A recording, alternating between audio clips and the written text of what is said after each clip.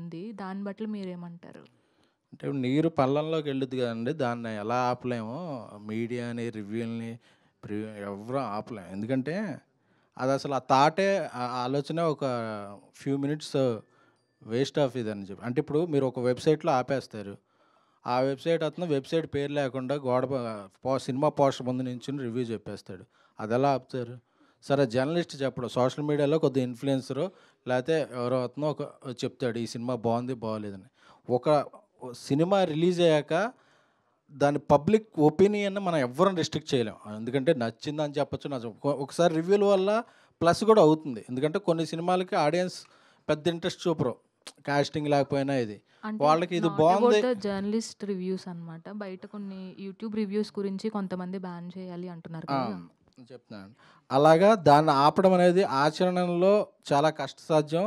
దానివల్ల చెడు గూడా ఉంటది.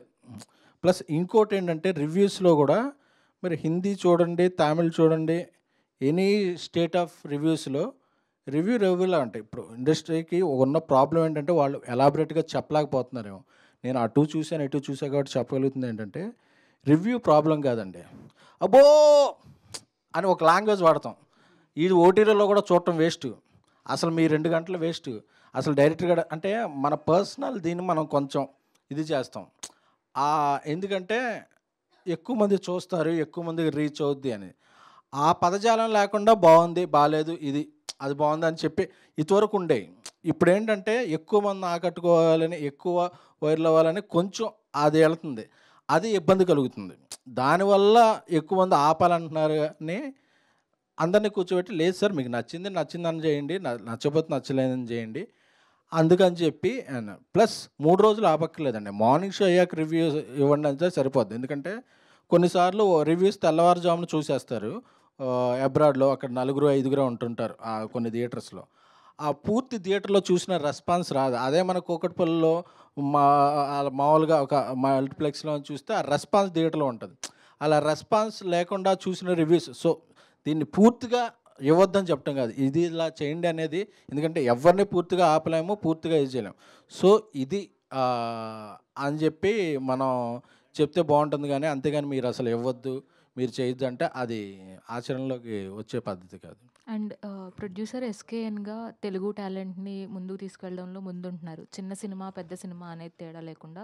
దానికి ఎగ్జాంపుల్‌గానే తెలుగు హీరోయిన్స్ కానీ, తెలుగు ఆర్టిస్టులను గానీ ఎంకరేజ్ చేస్తూ వస్తున్నారు. ఇది ఎంతవరకు మీరు ఈ స్కేల్‌ని అంటే ఆ స్టాండర్డ్స్‌తో పాటు తీసుకువెళ్తారు? ఎంత బిగ్ స్కేల్‌లో మీరు తీసుకువెళ్ళాలి అనుకుంటున్నారు? అంటే నేను పనిచేసే సినిమాల్లో అంటే వీలైనంత వరకు ఫస్ట్, ఫస్ట్ ప్రయారిటీ తెలుగు అది ఆహ్, హీరోయిన్‌లు అవ్వచ్చు, ఇతర ఎవరనొచ్చు కానీ ఫస్ట్ ప్రయారిటీ తెలుగు. అంటే మనం బేసిక్‌గా మన కల్చర్ తెలిసిన పీపుల్ మన ఇది పైగా మన వాళ్ళని కొన్నిసార్లు అది ఆచరణలోకి చేయలేం. సో, అలాంటప్పుడు బయటికెళ్దాం. బట్ వీలున్నంత వరకు తెలుగు టెక్నీషియన్‌లని, తెలుగు టాలెంట్‌ని ఎంకరేజ్ చేయాలనేది నా థ్యాంక్ యూ అండి. ఎస్‌కేఎన్ గారు. నిఖిల్. సార్.